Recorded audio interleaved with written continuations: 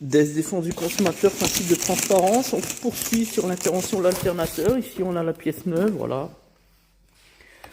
Pièce de qualité comme toujours. On travaille avec le groupe Alliance Automotive qui est leader sur le marché dans le monde. Donc là, on a une version dynamométrique, hein, c'est-à-dire un côté qui coulisse pour éviter les crissements de courroie, accessoires, etc. On va commander la courroie, enfin elle est déjà commandée, elle va arriver tout à l'heure.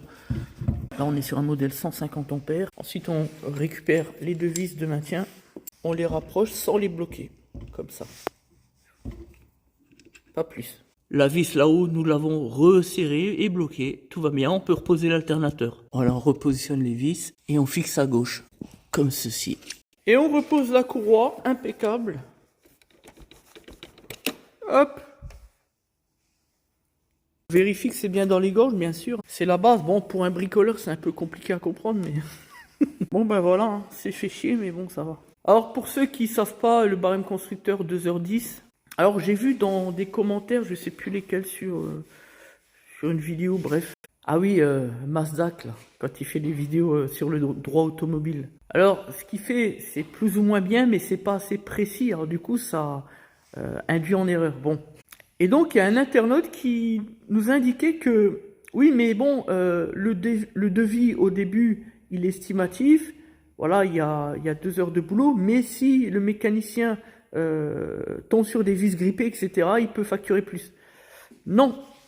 La réponse est non. Le garagiste doit se tenir au barème constructeur lorsqu'il existe. Donc, si au départ, on tire un devis détaillé avec barème à 2h40, on ne peut pas facturer 4 heures ou 5 heures derrière. La seule hypothèse, lorsqu'il existe un devis estimatif, où l'on peut facturer plus, bon, il y en a deux en fait. Il y a le principe de l'aléa qui correspond à 10%. Bon, voilà, passons. Et deuxième hypothèse, c'est lorsque on est contraint, réparateur, de déposer des éléments pour arriver au terme du diagnostic, donc du devis sous-jacent. Donc là, d'une part, le garagiste a le droit de se faire rémunérer, en tout cas sur la dépose, la main-d'œuvre, toujours barème constructeur. Mais au-delà de ça, si pendant le cours de la dépose de certains éléments mécaniques, il se rend compte qu'il y a d'autres choses à réparer, il pourra les soumettre au devis, parce que le but, c'est d'obtenir l'accord du client. Et côté client, s'il ne souhaite pas faire les autres éléments, c'est se tirer une balle dans le pied puisque la réparation ne pourra pas arriver à son terme dans de très bonnes conditions. Et là, le garagiste a le droit, la faculté de s'opposer purement simplement à la réparation. Tout simplement. Voilà, voilà. Impeccable.